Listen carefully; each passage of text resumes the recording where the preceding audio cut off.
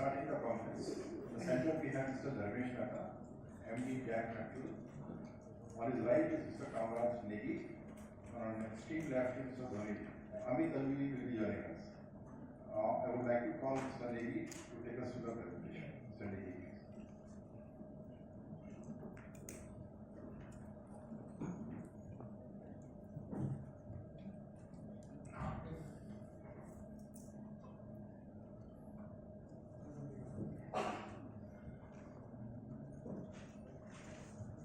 Good morning, everyone. A very warm welcome to all of you. Talking about the offer summary, some minor details. Our offer opens on Thursday, 19 December 2024. Offer closes Monday, 23rd December 2024. The issue details: offer for sale for up to 840 crores. Price band 269 to 220 per equity share. Selling shareholders: Mr. Dharmesh Mehta, multiples, 0.6 area, RBL Bank, International Financial Services Limited. It's an entire OFS 840 crores. Book currently manages Novama Wealth Management Limited. Face value shares ₹2. Now I'll take the main presentation of our firm. As a firm, we've been there for the last 3 decades. We started in 1993 as SSKI. SSKI became part of IDC Group in 2006, and the firm got renamed to IDC. We have in-depth understanding of sectors and products which we offer to our clients. We have a strong institutional equity space covering our clients across various geographies. Talking of our merchant banking business, we've done 72 capital market transactions since the change in name to Ram Capital. We're in 23 advisory transactions, includes M&A, private equity. As of March 24, our market share was 12.1%, which basically meant a league table standing of 6 amongst banks active in India. Talking about institutional equities business, we covered 176 stocks, 22 subsectors, and we have active client base of 263 whom are institutional equities team service. Our team strength is spread into merchant banking, 40 employees with 9 employees experience greater than 18 years. Research 29 with revenue lead analysts with average experience of more than 20 years. And a very experienced broking team of 34 people with experience of more than 23 years. The reason I'm mentioning experience because in our business, experience counts a lot, and we have more than 50% of our team with more than 20 years of experience. As I mentioned, the firm saw fundamental change the way it used to operate from IDC to Ram Capital, and Dharmesh Mehta has been quite instrumental in bringing that change. He brings in over 25 years of experience, a deep experience in capital markets. Started his career in Binance Securities, built an institutional equities practice. He was MD for equities in Binance Securities when got by Axis Bank. The firm was renamed to Axis Capital. He was MD and CEO for Axis Capital before he bought IDC Securities and moved from Axis Capital to Dam Capital, and since then he's been building Dam Capital brick by brick. One of the most important things for us, and especially the kind of environment we operate in, is to have a board which reflects strongly on the corporate governance practice the firm wants to communicate and also invite. Mr. M.V. Nair, he serves on the board of KFin Technologies and also has been on the board of a lot of regulated entities, including Chairman and MD of Union Bank of India and Dena Bank. Mr. Natarajan Srinivasan, Independent Director, he serves on the board of Godrej Agrovet and serves on the board of Computer CAMS. Again, a career Group veteran. Mr. Balram Singh Yadav, Independent Director, currently Managing Director of Godrej Agrovet. Mr. Rajendra Prabhakar Chitle runs a very large law firm and audit firm. Nitya Ishwan comes from multiples and been since and she's has been part of Dan's journey from inception. Dharmesh and Jatin represent the company. So 7-member board, 4 independents, 1 from multiples, only 2 from the management, a highly distinguished independent board. Now coming to the space we operate in, I know most of us track this very closely, but just for hygiene factor, the reason we've been doing so well has got some fundamental reasons behind that. We expect a normal GDP to double from here on and reach a number of 546 lakh crore by 2030. We are one of the fastest growing economies in the world, and the reason for this is that our strong favorable demographics, financial inclusion have been growing at a fast path. Ease of doing business has only gone better. digital payments have seen phenomenal growth and adoption, and there have been key structural reforms in facilitating a lot of fund infusion. What it means for us is that we've seen strong participation from domestic and global institutional capital markets. Talking about Indian capital markets, the most dynamic and high growth organized markets in the world, Nifty 50 have given highest overall returns between the period March 2024 amongst the major economies. FIs and DIs have participated very strongly in the last few years and they continue to participate. And also we've seen strong growth in equity turnover both in the cash and derivative segment, and which has also led to increase in market cap to GDP ratio. I think another very fundamental shift and changes happened in the last few years is the retail participation. The number of demat accounts have grown and grown at a very fast rate. We're close to 70.5 crores accounts right now with an active client penetration 27.5.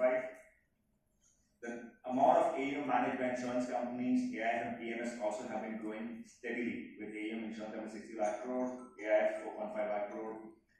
Mutual funds also have been growing at the back of high retail participation, growing SIPs. We're close to now 66 lakh crore as we speak. And very strong SIP flow happening every month, stable money coming in the capital market space. What this really means for us, we have seen increase in number of issuances dramatically in last over 4 years. In FY20, if you look at the IPO and QIP issuances, we had a number of 26, this number of 140 in FY24, and we already done 102 by end of October 24. In terms of value, we also have seen significant change from 10,000 crores in FY20. We did 1,30,000 crore in FY24, and we've already done 1,69,000 crore by end of October and growing.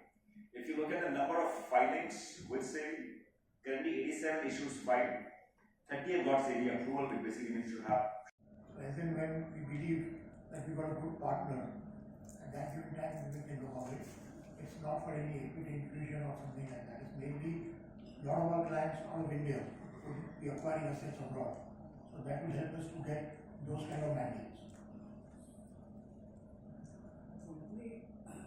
Company operates in the two segments, investor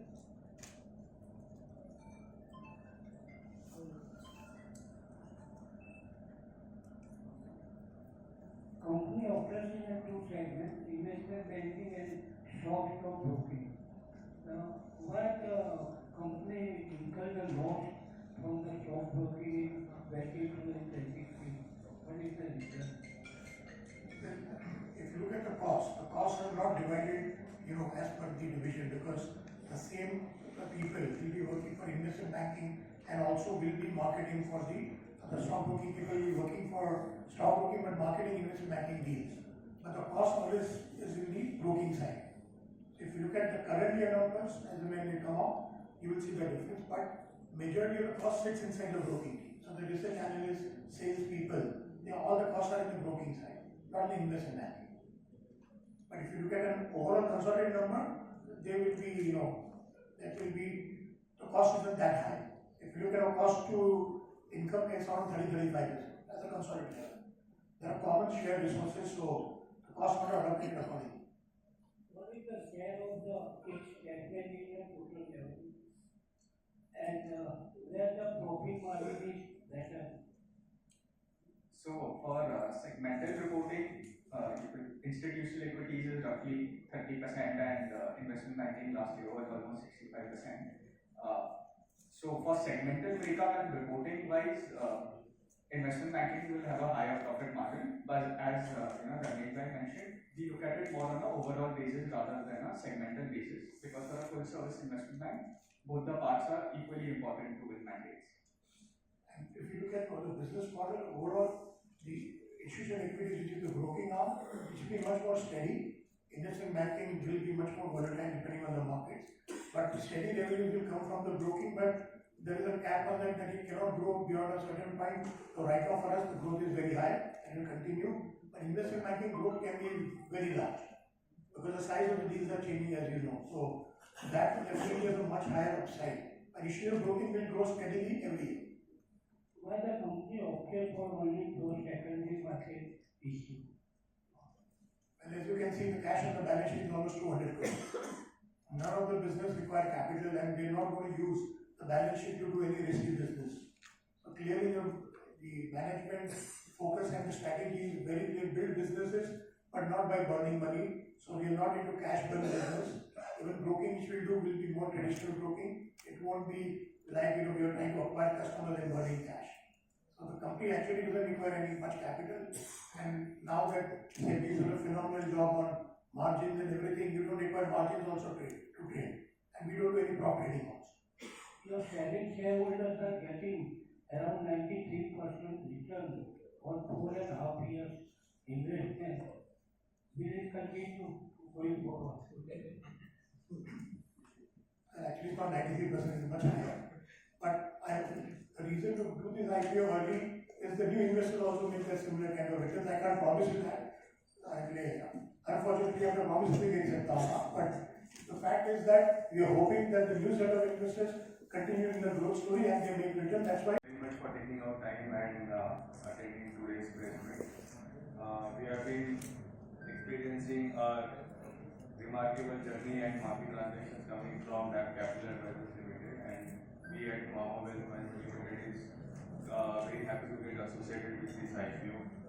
With the great support of all of you, I'm sure we'll make this IPO hugely successful. Once again, thank you very much for taking out time.